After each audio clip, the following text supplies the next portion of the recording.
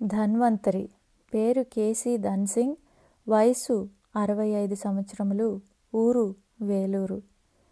నాకు 30 సంవత్సరాల వయసులో శ్రీ పూండీ స్వామి అద్భుత లీలలను వారి భక్తులు చెప్పగా విన్నాను. వారిని దర్శించి వారి ఆశీస్సులను పొందాలనుకున్నాను. ప్రత్యేకించి నేను కోరుకునేందుకు ఏమీ లేదు. అయినా వారి దర్శనాభిలాషతో నేను నా భార్య బిడ్డలతో కలిసి శ్రీ స్వామిని దర్శించి వారి ఆశీస్సులను పొందాను. ఇంటి వద్ద నుండి తెచ్చుకున్న భోజనం తిని సాయంకాలం వరకు వారి సన్నిధిలోనే ఎంతో ఆనందంగా గడిపాము. సాయంత్రం ఇంటికి తిరిగి బయలుదేరేటప్పుడు మళ్ళీ వారికి నమస్కరించుకొని సెలవు కోరాము. ఆయన మాకు ఊది పెట్టి మంచిది వెళ్ళి రమ్మని ఆశీర్వదించారు. అప్పటి నుండి అప్పుడప్పుడు పూండీకి వచ్చి శ్రీ స్వామి దర్శనం చేసుకునేవాణ్ణి. మాకు వేలూరులో గోతాల మండి ఉంది. నేను ఆ వ్యాపారమే చేస్తాను. నాకు శ్రీ స్వామిని ఎప్పుడు చూడాలనిపిస్తే అప్పుడు వెంటనే బయలుదేరి పూండీకి వచ్చి దర్శనం చేసుకునేవాణ్ణి. నాతో పాటు నా సాటి వ్యాపారస్తులు కూడా వచ్చి వాణ్ణి దర్శించుకునేవారు. నా వ్యాపారం అభివృద్ధి గురించి కానీ, కుటుంబాలు వృద్ధి చెందాలని కానీ, ఇంకే విషయమైనా కానీ నేను వారిని అడిగేవాణ్ణి కాదు. శ్రీ స్వామికి అన్నీ తెలుసు కదా, నేను చెప్పవలసిన అవసరం ఏముంది అనిపించేది నాకు. ఆ సమయంలో నా ఆరోగ్యం బాగా క్షీణించడంతో డాక్టర్ దగ్గరికి వెళ్ళాను. అక్కడ అన్ని పరీక్షలు చేసి నాకు షుగర్ అంటే మధుమేహం ఉన్నదని నిర్ధారించి మందులు ఇచ్చారు. ఆహారంలో మార్పులు చెప్పారు. నేను క్రమం తప్పక మందులు వాడుతూ వచ్చాను. ఒకరోజు నేను నా మిత్రులు శ్రీ పూండీ స్వామి దర్శనానికి వెళ్ళాము. వారి సన్నిధిలో ఉన్న సుబ్రహ్మణ్య స్వామితో నా మిత్రుడు నా గురించి, మన గోతాల మండి ఆయనకు మధుమేహం వచ్చిందట, అది బాగు చేయమని శ్రీ స్వామికి చెప్పకూడదా అన్నాడు. వెంటనే శ్రీ పూండీ స్వామి నా వైపు చూసి, అరే, ఆయనకు మధుమేహం వ్యాధి లేదయ్యా అన్నారు. అక్కడున్న అందరి మనసులో ఒక్కసారిగా అయోమయం చోటు చేసుకుంది. మరి డాక్టర్లు అన్ని పరీక్షలు చేసి మందులు కూడా రాసిచ్చారు కదా, మరి శ్రీ స్వామి ఇలా అంటున్నారేమిటని అందరితో పాటు సుబ్రహ్మణ్య స్వామికి కూడా సందేహం కలిగింది. మరి మందులు ఇంకా వాడవలసిన అవసరం లేదా ఉందా అని శ్రీ స్వామిని అడిగారు. శ్రీ స్వామి, అదంతా ఏం లేదయ్యా, అసలు అతనికి షుగరే లేదంటూను అన్నారు. శ్రీ స్వామి మాటలు విన్న మాకు ఆశ్చర్యం కలిగింది. వెంటనే నేను మళ్ళీ ఒకసారి డాక్టర్ దగ్గరికి వెళ్ళి పరీక్షలన్నీ చేయించుకుందామని మనసులోనే నిర్ణయించుకున్నాను. మేము బయలుదేరుతామని శ్రీ స్వామికి సెలవు అడగగానే శ్రీ స్వామి, మంచిది వెళ్ళిరండి అని మమ్మల్ని ఆశీర్వదించారు. నేను ఇంటికి వెళ్ళిన వెంటనే డాక్టర్ కృష్ణమూర్తి దగ్గరికి వెళ్ళి, శ్రీ పూండీ స్వామి నాకు షుగర్ లేదని చెప్పారని చెప్పాను. నా మాటలు ఆయనకు నవ్వు తెప్పించాయి. ఆయన నవ్వుతూ, సైన్సు విజ్ఞానం పెరిగిన ఈ రోజుల్లో కూడా స్వాములు అంటూ వారు చెప్పినవి నమ్మటం ఏమిటి? షుగర్కు అన్ని పరీక్షలు చేసి చూసి చెప్పిన ఫలితాలవి. ఇప్పుడు శ్రీ స్వామి షుగర్ లేదని చెబితే ఎలా అన్నారు. నేను మాత్రం శ్రీ స్వామి లేదని చెప్పారు గనక ఖచ్చితంగా ఉండదన్నాను. నా మొండితనం చూసి డాక్టర్ మర్నాడు షుగర్కు సంబంధించిన పరీక్షలన్నీ చేయించాడు.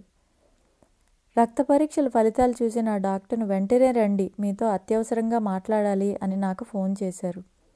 శ్రీ స్వామి కృప వలన ఏదో చిత్రం జరిగి ఉంటుందని ఆలోచిస్తూనే డాక్టర్ దగ్గరకు వెళ్ళాను నేను. డాక్టర్ నన్ను చూడగానే, నేను రాసిచ్చిన మందులు వాడుతున్నారా అని అడిగి, వాడుతున్నానని చెప్పగానే, ఇకపై వాటిని వాడడం ఆపివేయమని చెప్పి వెంటనే మనీష్ కేఫ్కి వెళ్ళి చక్కగా 2 రకాల స్వీట్లు తిని బాగా చక్కెర వేయించుకొని కాఫీ త్రాగిరండి, తర్వాత మనం మాట్లాడుకుందాం అని నన్ను పంపించారు. నా ఆశ్చర్యానికి అంతులేదు. నా షుగర్ వ్యాధి తగ్గించిన శ్రీ స్వామి మహిమకు అబ్బురపడుతూ వెంటనే డాక్టర్ చెప్పినట్టే స్వీట్లు తిని కాఫీ త్రాగి మళ్ళీ డాక్టర్ దగ్గరికి వెళ్ళాను. ఆయన, మనం మళ్ళీ టెస్ట్ చేయించుకోవడం మంచిదైంది. మీ శరీరంలో షుగర్ బాగా తగ్గింది. ఇంకొద్ది రోజులు ఈ విషయం పోయినట్లయితే ప్రాణానికే ముప్పు వచ్చి ఉండేది. అందుకని ఇకపై ఎక్కువగా చక్కెర తినండి అన్నారు. ఇక నా ఆనందం ఏమని చెప్పను. ఏ డాక్టర్ అయితే నాకు షుగర్ ఉందని చెప్పాడో అతని చేతే లేదని చెప్పించారు శ్రీ స్వామి.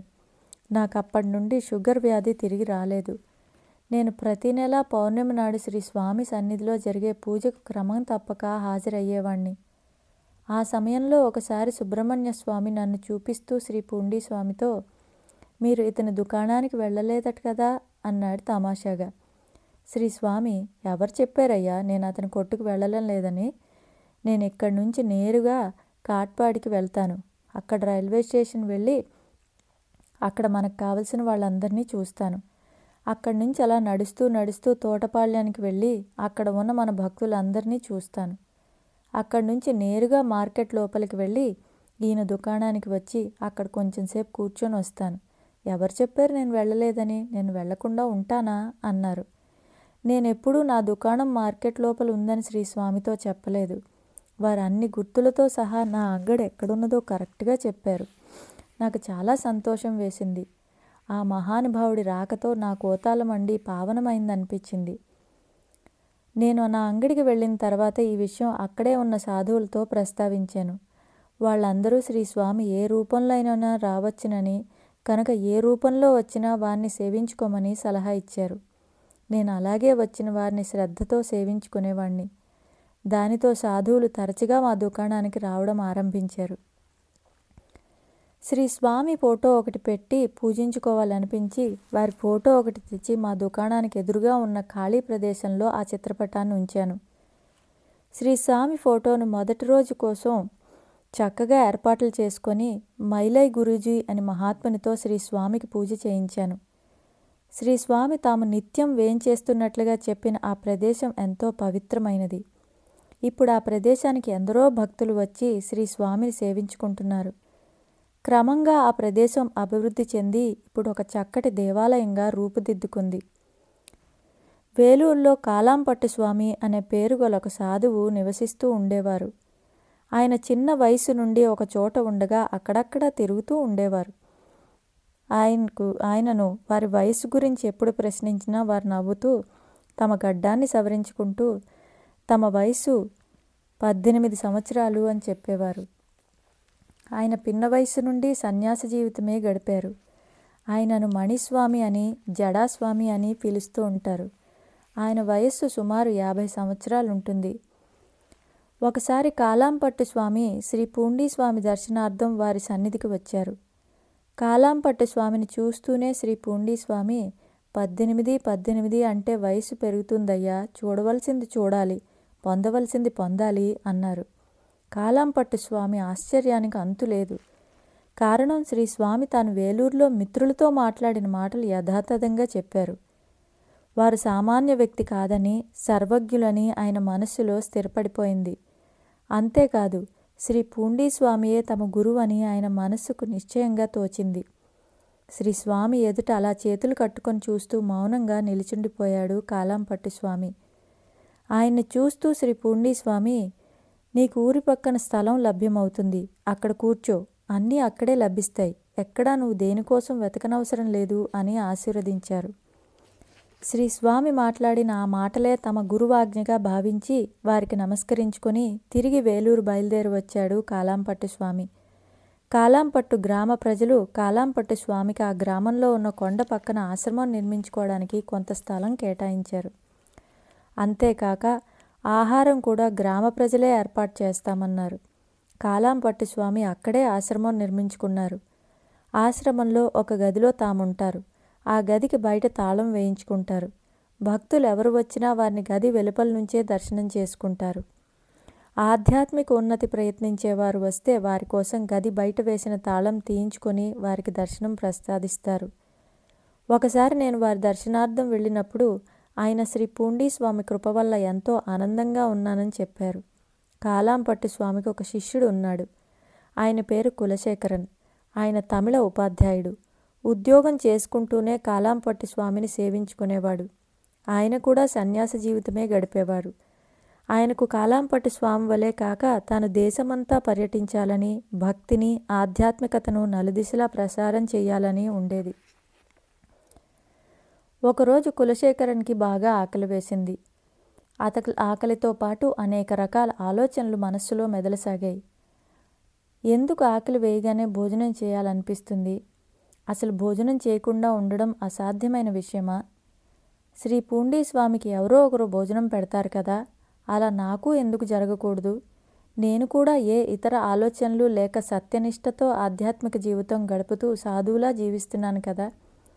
శ్రీ పూండీ స్వామి వలె నాకు కూడా భోజనం సమకూరుతుందా సమకూరదా? ఈ విషయం నన్ను నేను పరీక్షించుకోవాలని అనుకున్నాను. అలా అనుకోవడమే తడువుగా తిరువన్నామలైకి బయలుదేరి అక్కడ అరుణాచలేశ్వర ఆలయానికి చేరుకున్నాడు. ఆలయపు తూర్పు గోపురపు ద్వారం సమీపంలో నిల్చొని తాను అక్కడే నిలబడి ఉండాలని, ఎవరినీ భోజనం అడగకూడదని అనుకొని అక్కడే నిల్చుండిపోయాడు. ఆలయానికి భక్తజనం వస్తూ పోతూ ఉన్నారు. కానీ ఒక్కరూ తన్ను పట్టించుకోలేదు. కులశేఖరన్కి క్షుద్బాధ తీవ్రమైంది. దానితో పాటు బాగా కోపం వచ్చింది. ఆ కోపంలో శ్రీ పూండీ స్వామికి జరుగుతున్నట్లే తనకు భోజనం ఎందుకు లభ్యం కావటం లేదో కనుక్కోవాలని పూండీకి బయలుదేరి వచ్చి శ్రీ స్వామి సమక్షానికి వెళ్ళాడు. శ్రీ స్వామి, వీడెక్కడెక్కడో తిరుగుతాడట, నా దగ్గరకు వస్తాడట, రెండిటిలో ఏదో ఒకటి తేల్చుకోవడానికి నా దగ్గరకు వస్తాడట, నేను ఏదైనా తీసుకోమని ఇవ్వడానికి జేబులో పెట్టుకుని తిరుగుతున్నానా ఏమిటి అన్నారు. కులశేఖరన్కు శ్రీ స్వామి మాటలు ఆశ్చర్యం గొల్పాయి. శ్రీ పూండీ స్వామి నా మనసును పూర్తిగా చదివినట్లు నా మనసులోని మాటలు పొల్లుపోకుండా చెప్తున్నారేమిటి? ఆయనకు అన్నీ తెలుసు. మరి నాకు వారిలాగా అందరి మనసులు తెలియవు కదా. ఇతరుల మనస్సులను శ్రీ స్వామిలాగా నేను చదవలేను కదా. శ్రీ స్వామి వలె నాకు అన్ని విషయాలు తెలియగలిగే స్థితి వచ్చినప్పుడు నాకు కూడా వారి వల్లే అన్నీ సమకూరుతాయి మరి అన్న గ్రహింపు శ్రీ స్వామి అనుగ్రహం వల్ల కులశేఖరన్కి కలిగింది. శ్రీ స్వామి వాక్ ప్రభావం వల్ల అతనిలో ఒక వివేకం ఉదయించగానే శ్రీ స్వామి అతనితో, నువ్విలా ఊరికే ఏవేవో కావాలని ఆశిస్తూ తిరగవద్దు. మనస్సులు అలా పరిగెత్తనీకు. నువ్వున్న ప్రదేశంలోనే నీకు ఒక స్థలం దొరుకుతుంది. ఆ ప్రదేశంలోనే ఉండు. నీవు కోరినవన్నీ ఫలిస్తాయి. అప్పుడు నీకేది లభ్యం కావాలో అది లభ్యమవుతుంది. అంతవరకు ఓపికతో ఉండాలి అని ఆశీర్వదించారు. శ్రీ స్వామి ఆశీర్వచనం త్వరలోనే ఆయనకు ఫలవంతమైంది. వేలూరులో ఒక భక్తుడు ఆయనకు ఒక స్థలం కానుకగా సమర్పించుకున్నాడు. ఆ ప్రదేశంలో రామకృష్ణ ఆశ్రమం పేరుతో ఒక ఆశ్రమం నిర్మించాడు కులశేఖరన్. తర్వాత ఆయన కులశేఖర్ స్వామిగా ప్రసిద్ధికెక్కాడు. తిరువన్నామలైల నుంచి ఒక సాధువు శ్రీ పూండీ స్వామి దర్శనార్థం వచ్చేవారు. ఆయన వేలూరులో ఉన్న మా అంగడికి కూడా తరచూ వస్తూ ఉండేవారు. ఆ సాధువు శ్రీ స్వామి సమక్షంలో బాహాటంగా తనకున్న కోరికలను వెనబుచ్చేవారు కాదు. తమ మనస్సులోని కోరికను తీర్చమని మనస్సులోనే శ్రీ స్వామిని ప్రార్థించి అరుగుకు ఎదురుగా ఉన్న మండపంలో కూర్చునేవారు. శ్రీ పూండీ స్వామి కూడా నేరుగా అతనికే సమాధానం చెప్పకుండా చుట్టుపక్కల ఎవరికో చెప్పినట్లు చెప్పేవారు. అదే ఆ సాధువుకు తగిన సమాధానమై ఉండేది. తమకు సమాధానం దొరికిన వెంటనే ఆ సాధువు శ్రీ స్వామి వద్ద సెలవు తీసుకొని వెళ్ళిపోయేవారు. ఒకసారి ఆ సాధువు తన మనసులో శ్రీ స్వామిని ఇలా ప్రశ్నించాడు. నేను ఇల్లు వాకిలి విడిచి సమస్తమూ త్యజించి తిరువన్నామలై కొండ మీద గుడిసె వేసుకొని కూర్చొని ఉన్నాను. ఇన్నాళ్లుగా సాధు జీవితాన్ని గడుపుతున్నాను. అయినా నాకు జ్ఞానం అంటే ఏమిటనే కనీస అవగాహన కూడా రాలేదు. మరి నాకేదైనా మార్గం మీరే ఎందుకు చూపకూడదు? మీరే నాకు జ్ఞానం ఎందుకు ప్రసాదించకూడదు అని అనుకొని శ్రీ స్వామికి ఎదురుగా ఉన్న మండపంలో కూర్చున్నాడు. శ్రీ స్వామి, వియ్యపురం వెళ్ళి చూడయ్యా అన్నారు. శ్రీ స్వామి అతనను విల్లుపురం వెళ్ళి అక్కడ ఉన్న ఎవరో మహాత్ముని దర్శించుకోమంటున్నారు అనుకున్నాడు ఆ సాధువు. వెంటనే విల్లుపురం వెళ్ళి అక్కడ ఎవరైనా మహాత్ములు ఉన్నారేమోని అంతటా విచారించాడు. అక్కడి వారు మహాత్ములు ఎవరూ లేరని, కనీసం ఏ మహాత్ముని సమాధి కూడా లేదని చెప్పారు. చివరికి నిరాశతో పూండికి మరలి వచ్చాడు ఆ సాధువు. వచ్చి శ్రీ స్వామికి ఎదురుగా ఉన్న మండపంలో కూర్చొని తన మనసులో, స్వామి, మీరు వెళ్ళమంటేనే నేను విల్లుపురం వెళ్ళాను. అక్కడ నాకే మహాత్ముడు కనపడలేదు. మీరు నాతో వచ్చి చూపించాలి కదా మరి. ఈసారి మీరు కూడా నాతో రండి అని ప్రార్థించాడు. శ్రీ స్వామి, ఏమయ్యా, వీపురం వెళ్ళి చూడవయ్యా అంటే ఇతను విల్లుపురం వెళుతున్నాడు. ఇలా అయితే వీళ్ళంతా ఏం బాగుపడతారు అన్నారు. శ్రీ స్వామి ఆ మాటలు అన్న తక్షణమే వారి కృప వల్ల అతనికి శ్రీ స్వామి మాటలకు అర్థం స్ఫురించి శరీరం గగుర్పాటు చెందింది. ఆ సాధువుకు వీపురం అంటే దృష్టిని లోపల నిలిపి చూడు అన్న అర్థం స్ఫురించింది. వెంటనే వెళ్ళి శ్రీ స్వామి పాదాలకు సాష్టాంగ ప్రణామం చేసుకున్నాడు ఆ సాధువు. శ్రీ స్వామి అతన్ని ప్రేమతో ఆశీర్వదించారు. ఆ సాధువు శ్రీ స్వామి ఆశీస్సులతో తిరిగి వెళ్ళిపోయాడు. ఈ సంఘటన తర్వాత అతని ధ్యానంలో ఎంతో పురోగతి కనిపించింది. ఇప్పుడు ఆ సాధువును అరుణాచలం స్వామి అని పిలుస్తారు. అరుణాచలం స్వామి తాము జీవించి ఉన్నంత వరకు అప్పుడప్పుడు నా దుకాణానికి వస్తూ ఉండేవారు. ఆయన కులానికి మంగలి. ఆయన నాతో శ్రీ స్వామిని ఆశ్రయిస్తే జ్ఞానం లభిస్తుందని, వారిని ఆశ్రయించి సన్మార్గంలో నడవాలని చెబుతూ ఉండేవారు. కరుమారపట్టి అనే గ్రామంలో వెల్లయానంద స్వామి అనే వ్యక్తి ఉండేవారు. ఆయన్ను అందరూ కరుమారపట్టి వెల్లయానంద స్వామి అని పిలిచేవారు. వృత్తిరీత్యా ఆయన టైలరు. ఒకసారి ఆయన తన భార్యతో కలిసి శ్రీ పూండీ స్వామి దర్శనార్థం శ్రీ స్వామి సన్నిధికి వచ్చారు. ఆయన్ను చూడ్డంతోనే శ్రీ స్వామి, "నువ్వు ఇక్కడికి ఎందుకు వస్తున్నావు? నువ్వు వెళ్ళి మీ ఇంట్లోనే కూర్చో, నేనే అక్కడికి వస్తాను" అని ఆశీర్వదించారు. శ్రీ కేశవ్ రామచంద్ర ప్రధాన్ అనే సాయి భక్తుడు షిరిడి వెళ్ళినప్పుడల్లా బాబాను భివ్పూరి రమ్మని ఆహ్వానిస్తూ ఉండేవాడు. 1916లో ప్రధాన్ షిరిడీలో ఉన్నప్పుడు బాబా తన ప్రతిమను ఒకదాన్ని ప్రధాన్కి ఇచ్చి, "భివ్పూరి వెళ్ళు, మందిరాన్ని నిర్మించి ఈ మూర్తిని అందులో ప్రతిష్ఠించి పూజించుకో. ఇకపై నీవు షిరిడి రానక్కర్లేదు" అని చెప్పారు. ప్రధాన్ భివ్పూరి తిరిగి వచ్చాడే కానీ బాబా ఆదేశాలను పాటించలేదు. ఆ తర్వాత ప్రధాన్ మళ్ళీ షిరిడి వెళ్ళినప్పుడు బాబా, "నేను మీ ఇంటికి వచ్చి ఉండక ఇక్కడికెందుకు వచ్చావు? భివ్పూరియే నీ షిరిడి, అక్కడికి వెళ్ళి నేను చెప్పినట్లు చేయి" అన్నారు. తర్వాత కొద్ది రోజులకే ప్రధాన్ తమ ఇంటి సమీపంలో చిన్న మందిరాన్ని కట్టించి బాబా మూర్తిని ప్రతిష్ఠింపచేశాడు. నిత్య పూజలు మొదలయ్యాయి. రాత్రులు ప్రశాంతంగా నిశ్శబ్దంగానూ ఉన్న సమయంలో మందిరం తలుపులు తీసిన చప్పుడు వినపడేది. బాబా బయటకు వచ్చి మందిర ప్రాంగణంలో సంచరించేవారు. ఒక్కొక్కసారి మందిరం ముందు ఉన్న చెట్టు కింద కూర్చొని విశ్రాంతి తీసుకుంటూ కనిపించేవారు. వేకువజామున 3 గంటలకు మందిరం తలుపులు మూసుకున్నట్లు చప్పుడయ్యేది. ఇవన్నీ ప్రధాన్ వారి కుటుంబ సభ్యులకే కాక వారింటికి వచ్చిన అతిథులకు కూడా అక్కడ సాయి ఉన్నట్లు ఎన్నో అనుభవాలు కలిగాయి. దీనితో ప్రధాన్కున్న సందేహాలన్నీ పూర్తిగా నివృత్తై బాబాపై మరింత భక్తి విశ్వాసాలు ఏర్పడ్డాయి. సాయి పదం. ఆయన తిరిగి ఇంటికెళ్ళి శ్రీ పూండీ స్వామి ఆదేశానుసారం తమ ఇంటి అరుగు మీద ఆసీనులైనారు. అంతే, తిరిగి ఆయన అక్కడి నుండి కదలనే లేదు. అలాగే కూర్చుండిపోయారు. శ్రీ పూండీ స్వామి చింతనతో ఆయన ఆశాంతము శ్రీ పూండీ స్వామి వలె ఉండేవారు.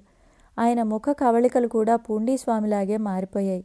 వారి తల వెంట్రుకలు పొడవుగా పెరిగి జడలు కట్టాయి. వారు మధుర భాషణులు.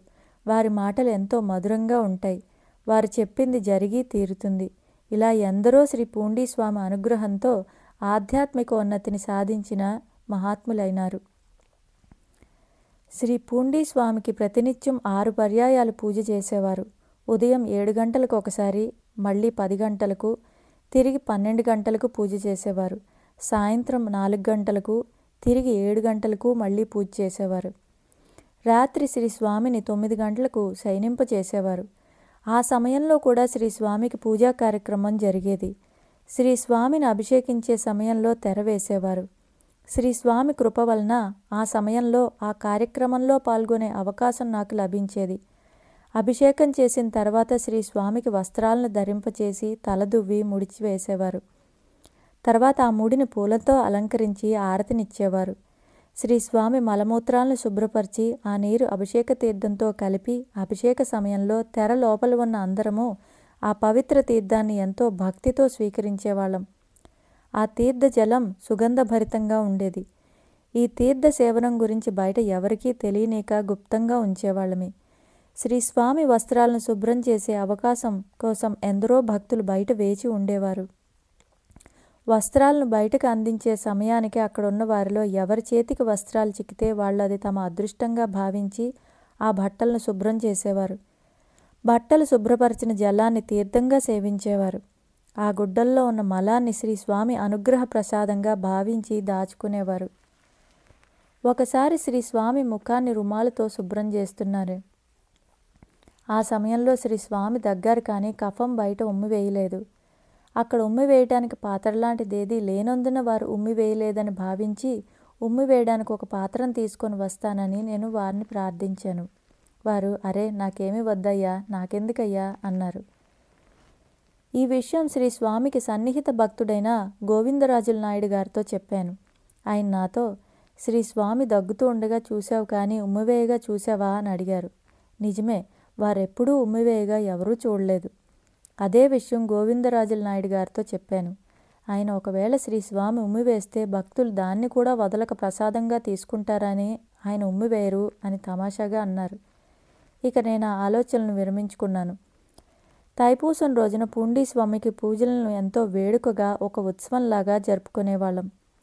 ఒక తైపూసానికి అలాగే నేను వేలూరు నుండి బయలుదేరాను.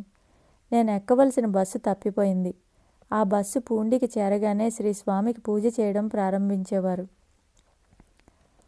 నాకు ఆ రోజు పూజకు హారతికి హాజరయ్యే అదృష్టం లేదనుకుంటూ ఇంకొక బస్సులో ఎక్కి కలశప్పాకం వరకు రాగలిగాను. అక్కడి నుంచి సైకిల్పై పూండికి వెళ్ళవచ్చని అద్దె సైకిల్ కోసం ప్రయత్నించాను. ఎక్కడా ఒక్క సైకిల్ కూడా అద్దెకి దొరకలేదు. ఇక చేసేదేమీ లేక వడివడిగా పూండి వైపుకి నడక ప్రారంభించాను. ఇంతలో ఒక వ్యక్తి సైకిల్ మీద వస్తూ సార్ సార్ అని పిలిచాడు నన్ను. అతను తన చేతిలో ఒక సైకిల్ను పట్టుకొని త్రొక్కుతూ రెండవ చేతితో మరొక సైకిల్ను పట్టుకొస్తున్నాడు. అతను ఈ సైకిల్ కాస్త పట్టుకొని నా వెనకే రండి అంటూ నా చేతికి సైకిల్ ఇచ్చి ముందుకు వెళ్ళిపోయాడు. ఆ సమయంలో నాకు సైకిల్ దొరికినందుకు చాలా సంతోషం వేసింది. అతను శ్రీ స్వామి కూర్చున్న ఇంటికి కొద్దిగా ముందుగా సైకిల్ ఆపుకొని నా కోసం ఎదురు చూస్తున్నాడు. నేను అక్కడికి వచ్చి రావడంతో నా దగ్గరున్న సైకిల్ తీసుకుని ముందుకెళ్ళిపోయాడు. ఈసరికి పూజ అయిపోయి ఉండవచ్చునని ధ్యాసలో ఉన్న నేను సైకిల్ ఇచ్చిన వ్యక్తిని పరిశీలనగా చూడలేదు. శ్రీ స్వామి సన్నిధికి ఒక్క పరుగును చేరుకున్నాను. అప్పటికి ఇంకా పూజ ప్రారంభించలేదు. నాకు చెప్పనలవి కాని సంతోషం కలిగింది. శ్రీ స్వామికి ఎదురుగా నిలబడి ఆనందంగా వారినే చూస్తున్నాను. వారి దృష్టి నాపై ఉన్నట్లు అనిపించింది. తర్వాత పూజ ప్రారంభమైంది. శ్రీ స్వామియే వచ్చి నాకు సైకిల్ ఇచ్చి సాయపడ్డారని, నేను వచ్చే వరకు పూజ ప్రారంభం కాకుండా చేశారని దృఢంగా అనిపించింది నాకు. శ్రీ పూండీ స్వామి దర్శనానికి వచ్చే భక్తులు శ్రీ స్వామికి దక్షిణగా డబ్బులు మడిచి చేతివేళ్ల మధ్యలో పెట్టేవారు. కొంతమంది భక్తులు శ్రీ స్వామి నోట్లో సిగరెట్ ఉంచి వెలిగించేవారు. ఇలా ఎవరికి నచ్చిన రీతిలో వారు శ్రీ స్వామిని సేవించుకునేవారు. ఒకసారి ఒక భక్తుడు తన వేలికి ఉన్న ఉంగరాన్ని శ్రీ స్వామి వేలికి తొడిగి వెళ్ళిపోయాడు. ఆ ఉంగరం శ్రీ స్వామి వేలికి బిగుతుగా ఉన్నందున రక్త ప్రసరణ ఆగిపోయి వేలు బాగా వాచిపోయింది. శ్రీ స్వామి ఆ చేతిని పైకెత్తి పట్టుకొని అలాగే కూర్చుండిపోయారు. భక్తులు ఉంగరాన్ని తీద్దామనే ప్రయత్నం చేయబోయారు. కానీ శ్రీ స్వామి అంగీకరించలేదు. ఉండనియండి అయ్యా, అది ఆశపడింది, అనుభవించని అన్నారు వారు. భక్తులు శ్రీ స్వామి వేలిని చూచి కూడా ఏమీ చేయలేని తమ అసహాయ స్థితికి బాధపడేవారు. శ్రీ స్వామి ఆ మోచేయి తొడ మీద పెట్టుకొని చేయి పైకెత్తి ఉంచేవారు. ప్రతిరోజు ఒక రామచిలుక శ్రీ స్వామి దర్శనార్థం వచ్చేది. ఆ రామచిలుక వచ్చి శ్రీ స్వామికి ప్రదక్షిణ చేసి కొద్దిసేపు వారి భుజం మీద కూర్చొని వెళ్ళిపోయేది. శ్రీ స్వామి ఒడిలో పిల్లులు పడుకొని ఉండేవి. శ్రీ స్వామి తమ ఒడిలో పడుకొని ఉన్న పిల్లులను ఒక్కసారి తమ చేతితో నిమురుతూ ఉండేవారు. ఆ పిల్లులు ఆయన ఒడిలో ఎగురుతూ ఆడుకుంటూ ఉండేవి. సాధారణంగా పిల్లులుండే చోటుకి చిలుకలు రావు. పొరపాటున చిలుక ఏదైనా తమ సమీపానికి వస్తే పిల్లి అలా చూస్తూ ఊరుకోదు, వెంటపడి తినాలని చూస్తుంది. శ్రీ స్వామి దగ్గర ఆ రెండూ తమ మధ్య సహజంగా గల వైర స్వభావాన్ని వదిలి శ్రీ స్వామి సాన్నిధ్య ఆనందాన్ని అనుభవించేవి. ఒకరోజు శ్రీ స్వామి భుజం మీద చిలుక వాలింది. అది ఒడిలో ఉన్న పిల్లిని చూస్తున్నది. శ్రీ స్వామి ఒడిలో హాయిగా పడుకొని ఉన్న పిల్లి కూడా చిలుకనే చూస్తూ ఉంది. అక్కడే ఉన్న నేను వాటిని రెండిటినీ గమనిస్తున్నాను. ఇంతలో రామచిలుక ఎగిరి బయటికి వెళ్ళి కొద్దిసేపట్లో తిరిగి వచ్చింది. అలా 2-3 సార్లు బయటికి లోపలికి వెళ్ళి వస్తూ ఉన్నదా చిలక. అందరూ అక్కడే ఉన్నా ఎవరూ ఆ చిలుకను పెద్దగా పట్టించుకోలేదు.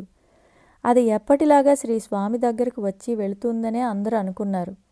అప్పటి వరకు శ్రీ స్వామి భుజం మీద ఉన్న చిలుక ఉన్నట్లుండి శ్రీ స్వామి చేతికి ఉంగరం ఉన్న వేలును తమ ముక్కుతో పొడిచి వెళ్ళిపోయింది.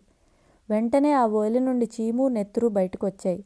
ఆ హఠాత్ సంఘటనకు అంతా నిశ్చేష్టులయ్యారు. వెంటనే తేరుకొని శ్రీ స్వామి చేతిని పట్టుకున్నారు.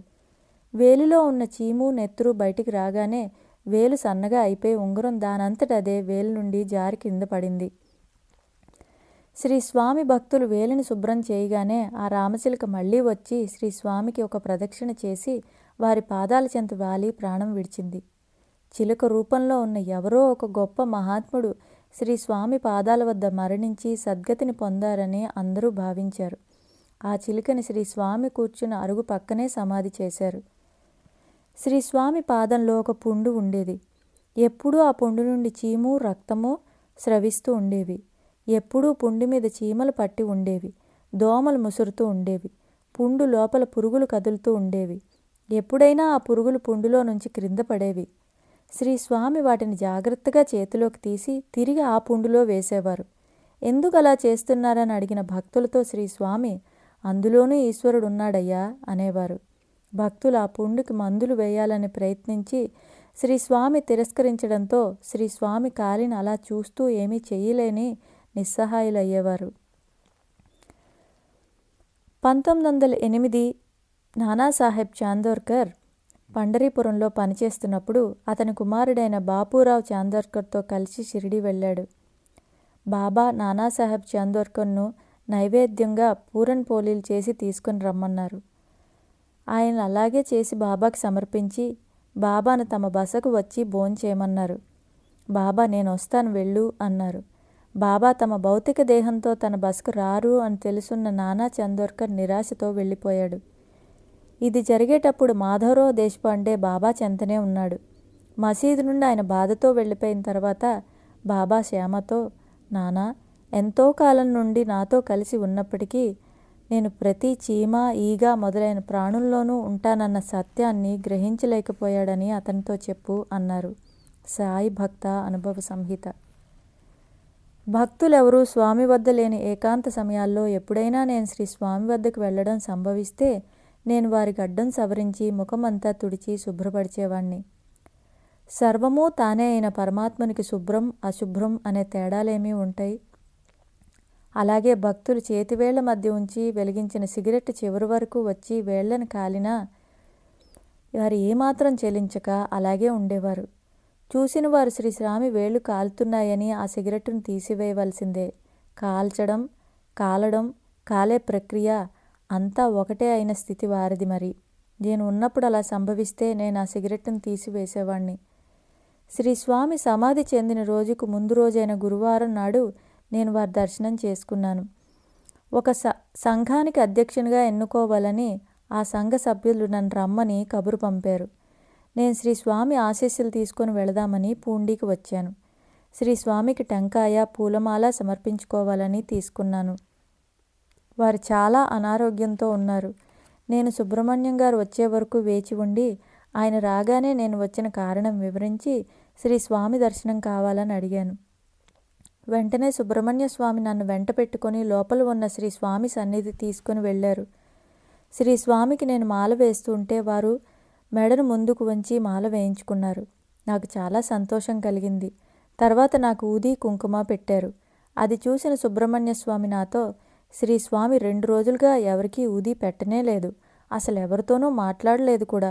ఇప్పుడు మీకు ఊది పెట్టారంటే మీరు అనుకున్న పని విజయవంతమవుతుంది. శ్రీ స్వామిని ప్రార్థించుకుని వెళ్ళండి అన్నారు. నా తోడల్లుడు అనారోగ్యంతో బాధపడుతున్నాడు. శ్రీ స్వామి కృప వల్ల నాకు ఆరోగ్యం కలిగినట్లే నా తోడల్లుడికి కూడా ఆరోగ్యం సమకూర్తే బాగుంటుందని అనిపించింది. ఆయనకు ఆరోగ్యం కలిగితే శ్రీ స్వామికి పాదపూజ చేయించాలని నాకు ఒక ఆలోచన కలిగింది. ఈ విషయాన్ని సుబ్రహ్మణ్య స్వామికి తెలియచేసి పాదపూజకై శ్రీ స్వామి అనుమతిని అడగమని చెప్పాను. ఎప్పుడు పూజ జరపమంటారో కూడా శ్రీ స్వామిని అడగమని కోరాను. శ్రీ స్వామి, అదా అయ్యా, ఆదివారం పూర్తి చేసేయండి అయ్యా అన్నారు. వారి అనుమతి లభించినందుకు నేను చాలా ఆనందపడిపోయాను. పాదపూజకు అయ్యే ఖర్చు 70 రూపాయల పైకం సుబ్రహ్మణ్య స్వామికి ఇచ్చి అన్ని ఏర్పాట్లు చేయవలసిందని, మేము రావడం కొంచెం అటు ఇటు అయినా పాదపూజ ప్రారంభించండని, నేను మా తోడల్లుడితో హాజరవుతానని చెప్పాను. ఈ సంభాషణ అంతా వింటున్న శ్రీ స్వామి తల పంకించారు. చాలా సంతోషంతో సెలవు తీసుకొని నేను వేలూరుకు బయలుదేరి వెళ్ళాను. మరుసటి రోజు శ్రీ స్వామి దేహత్యాగం చేశారన్న వార్త విని ఎంతో దుఃఖించాను. వెంటనే పూండికి బయలుదేరి వచ్చాను. శ్రీ స్వామి అరుగు మీద ఎప్పటిలా అలా కూర్చొని ఉన్నట్లే ఉన్నారు. వారిని చూస్తుంటే దుఃఖం ఆగలేదు. వారి ముందు నిలబడి బోరును విలపిస్తున్న నన్ను చూచి సాటి భక్తులు నన్ను ఓదారిస్తూ శ్రీ స్వామి ఆనందంలో లీనమైపోయారు. ఇక మీదట వారి అవతార కార్యం ఇంకా ఎక్కువగా వారి భక్తులకు అనుభవం అవుతుంది అన్నాడు. శ్రీ స్వామి నాకు కడసారి చెప్పిన విధంగానే ఆదివారం నాడు వారికి పూజ చేసి మహాసమాధిలో కూర్చుండబెట్టాం. శ్రీ స్వామి తమ నిర్వాణాన్ని ముందుగా సూచించినా నేను అర్థం చేసుకోలేకపోయాను. శ్రీ స్వామి భౌతిక శరీరంతో ఉన్నన్ని రోజులు వారి భక్తులకు కొండంత అండగా ఉన్నట్లు ఉండేది. వారి ఆశీస్సులు తీసుకొని ఏ పనికి వెళ్ళినా అది తప్పనిసరిగా ఫలవంతం కావలసిందే. వారు జరుగుతుంది పో అనో, నేను చూస్తాను వెళ్ళు అనో అన్న తర్వాత ఏ ఒక్క పనైనా జరగలేదనే మాట ఎప్పుడూ ఎవరూ వినలేదు. వారు తమ వద్దకు వచ్చే భక్తులను తమ సొంత బిడ్డల్లా ప్రేమించేవారు. వారు నాపై దయతో శ్రీ పూండీస్వామి ఆలయ కమిటీ అధ్యక్షునిగా నియమింపబడేలా చేశారు. వారి అనుగ్రహ ఆశీస్సులు నాపై సదా సర్వదా ప్రసరిస్తాయని, వారి కృప నాపై ఉన్నంతకాలం నేను ఇలా వారి సేవ చేసుకుంటూనే ఉంటానని నా నమ్మకం. పుత్రభిక్ష. పేరు ఎస్ కుప్పస్వామి. వయసు 64 సంవత్సరాలు. ఊరు అర్కాడు. మా అబ్బాయి రాహుకాలంలో జన్మించినందువలన వాడి జాతకం సరిగా లేదని మా చుట్టుప్రక్కల వారంతా రకరకాలుగా మాట్లాడడంతో నాకు చాలా బాధగా భయంగా ఉండేది. 1969వ సంవత్సరం సెప్టెంబర్ నెలలో నేను శ్రీ పూండీస్వామి దర్శనానికి వెళ్ళాను.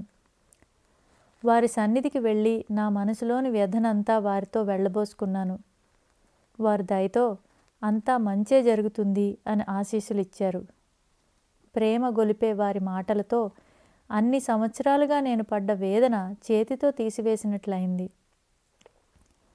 ఆనందంతో వారిని అలా చూస్తూ ఉంటే జ్ఞాన తేజంతో ప్రకాశిస్తున్న వారి దృష్టి అంతర్ముఖమైనట్లుగా అనిపిస్తున్నది. శ్రీ స్వామి వారిలో వారేదో మాట్లాడుకుంటున్నారు. నేను వారి సన్నిధిలో కొద్దిసేపు గడిపి తిరిగి ఇంటికి బయలుదేరి వెళ్ళాను. తర్వాత వచ్చిన తైపూసన రోజున మా అబ్బాయిని కూడా తీసుకొని వచ్చి వాడికి శ్రీ స్వామి దర్శనం చేయించి వారి ఆశీస్సులను పొందాము. అప్పటి నుండి నేను ప్రతి నెల పూండీకి వచ్చి శ్రీ స్వామి దర్శనం చేసుకునేవాడిని. నా సోదరికి వివాహం నిశ్చయమైంది. శ్రీ స్వామి సన్నిధిలోనే వివాహం చేయాలని నాకు చాలా బలంగా అనిపించింది. నేను అనుకున్నట్లుగానే వారి అనుగ్రహంతో వారి సన్నిధిలో వివాహం శుభంగా జరిగింది. వివాహ సమయంలో శ్రీ స్వామి తమ స్వహస్తాలతో తాళిబొట్టునివ్వడంతో నా ఆనందానికి అవధులు లేకుండా పోయాయి. ఒకసారి నేను శ్రీ పూండీస్వామితో, స్వామి, ఒక పువ్వు నుంచి మరొక పువ్వుకు మారే తుమ్మెదలాగా ఉన్నాను. నా మనసు స్థిరంగా లేక చంచలమే ఉంది అని నాలో కలిగే కామ వికారాలను చెప్పుకున్నాను. అదేమీ లేదు, బాగా అనుభవించు అన్నారు శ్రీ స్వామి.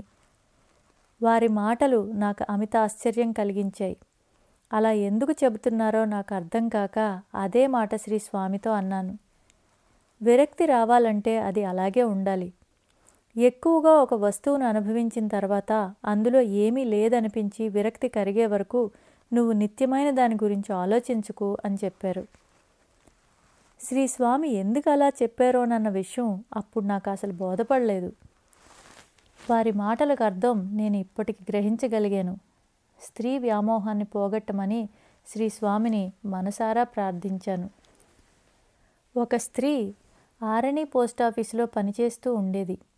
ఆమె నివాస స్థలం ఆర్కాడు గ్రామం. ఆమెకు వివాహమై 30 సంవత్సరాలైనా సంతాన ప్రాప్తి కలగలేదు. ఆమె శ్రీ స్వామిని దర్శించుకొని తనకు సంతానం ప్రసాదించమని ఆర్తితో ప్రార్థించింది. వారు ఆమె ప్రార్థనలు ఆలకించారు. తప్పకుండా సంతానం కలుగుతుంది అని ఆమెను ఆశీర్వదించారు. వారి అనుగ్రహంతో ఆమెకి సంతానం కలిగింది. శ్రీమతి చంద్రాబాయి బోర్కర్కు 48 సంవత్సరాలు నిండినా ఆమె గర్భం దాల్చలేదు. ఆమె తనకొక బిడ్డ ఉంటే బాగుండేది కదా అని అనుకుంటూ ఉండేది. కానీ ఆమె చుట్టూ ఉన్నవాళ్ళు, డాక్టర్లు ఆమెకు ఆ వయసులో బిడ్డలు పుట్టడం అసంభవం అని చెప్పారు. 1918లో ఆమె బాబాను దర్శించినప్పుడు ఆమె కోరిక తెలిసిన బాబా, బాయి, నీ హృదయంలోని కోరికేమిటి అని అడిగారు. చంద్రాబాయి, బాబా, మీకన్నీ తెలుసు, ప్రత్యేకంగా నేను చెప్పవలసిందేముంది అన్నది. ఆ తర్వాత 3 సంవత్సరాలకు ఆమె నెలసరి ఆగిపోయింది. డాక్టర్ పురందరే ఆమెను పరీక్షించి ఆమె కడుపులో గడ్డ ఉన్నదని, దాని ఆపరేషన్ ద్వారా తొలగించాలని తేల్చి చెప్పారు. ఆమె సమ్మతించక 10 నెలలు ఆగిన తర్వాత కానీ ఏ నిర్ణయమూ తీసుకోనని చెప్పింది. 51వ సంవత్సరంలో గర్భం రావడం అసంభవం అని డాక్టరు నచ్చచెప్ప చూశాడు. కానీ బాబా అసంభవాన్ని సంభవం చేశారు. బాబా సమాధి చెందిన 3 సంవత్సరాల 2 రోజులకు అంటే 1921 ధనత్రయోదశి నాడు ఆమెకు కుమారుడు జన్మించాడు. ప్రసవ సమయం అప్పుడు డాక్టర్ కానీ నర్సు కానీ ఎవరూ లేరు. ఆమె ఎలాంటి మందులు కూడా వాడలేదు. ప్రసవం అయ్యే రోజు కూడా మామూలుగానే పనులన్నీ చేసుకున్నదామె. ఆ రోజు రాత్రి ఎవరి సహాయం లేకుండా సుఖంగా ప్రసవించింది. శ్రీ సాయి భక్త అనుభవ సంహిత. ఒక వ్యక్తి శ్రీ స్వామిని దర్శించుకొని తాను వైద్యుడు కావాలనే కోరిక ఉందని, అది తీరేలా అనుగ్రహించమని వారిని ప్రార్థించాడు. శ్రీ స్వామి సరి అలాగే చెయ్యి అన్నారు. తర్వాత ఆ భక్తుడు తనకు వైద్యపరంగా ఏమాత్రం జ్ఞానం లేకపోయినా తనకున్న కొద్దిపాటి వైద్యపరమైన పుస్తక జ్ఞానంతో వైద్య వృత్తిని అవలంబించి ఎందరికో వైద్యం చేసి రోగాలను నయం చేశాడు.